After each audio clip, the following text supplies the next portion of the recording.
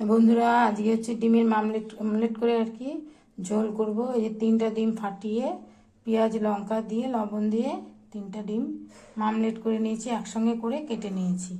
আর এটাতে দেব হচ্ছে যে ডুমো ডুমো করে আলু কেটে নিয়েছি। আর মিক্সিতে ব্লেন্ড করব হচ্ছে টমেটো, একটু আদা কুচি, এর মধ্যে হচ্ছে আদা দেব, টমেটো দেবো, আর হচ্ছে এখানে পেঁয়াজ আর লঙ্কা কুচিয়ে নিয়েছি। ফোড়নে দেব হচ্ছে এই যে একটু 5 ফোড়ন, 2টো শুকনো লঙ্কা, তেজপাতা। আর মশলার মধ্যে নিয়েছি হলুদ, আর হচ্ছে গোলমরিচের এই যে গুঁড়ো নিয়েছি, এটা হলো গোলমরিচের গুঁড়ো, এটা হলো ধনের গুঁড়ো, এটা হলো ধনের গুঁড়ো, এটা জিরের গুঁড়ো, এটা হলো কাশ্মীরি লঙ্কার গুঁড়ো, এটা কাশ্মীরি লঙ্কার গুঁড়ো, এটা লাল লঙ্কার গুঁড়ো, আর এটা হলো মিট মশলা। এই মশলাগুলো হচ্ছে একটু জলে মিক্সড করে মিক্সিতে আবার ব্লেন্ড করে নেব। আর এখানে তো লবণ লাগছে। আর নামানোর সময় দেব ধনেপাতা। কীভাবে করি বন্ধুরা সেটাই দেখাবো। কড়াইতে তেল দিয়ে দিয়েছি বন্ধুরা। এখন এখানে 2টো শুকনো লঙ্কা, জিরা ফোড়ন দেব, 2টো তেজপাতা আর কাঁচা লঙ্কা, পেঁয়াজটা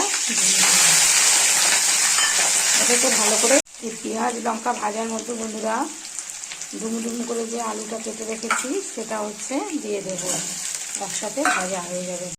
সমস্ত ধরনের মশলাগুলোকে একটু জল দিয়ে মিক্স করে মিক্সারে দিয়ে দেবো।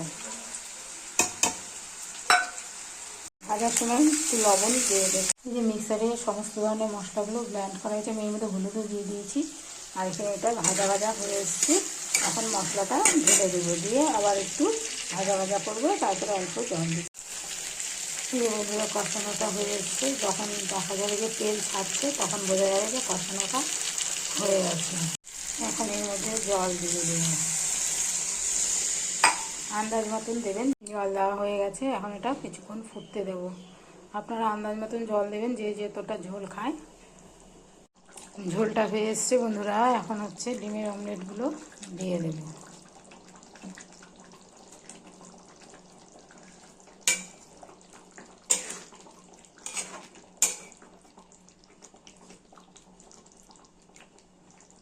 ঝোলটা এরকম হবে, একটু গাঢ় গাঢ়।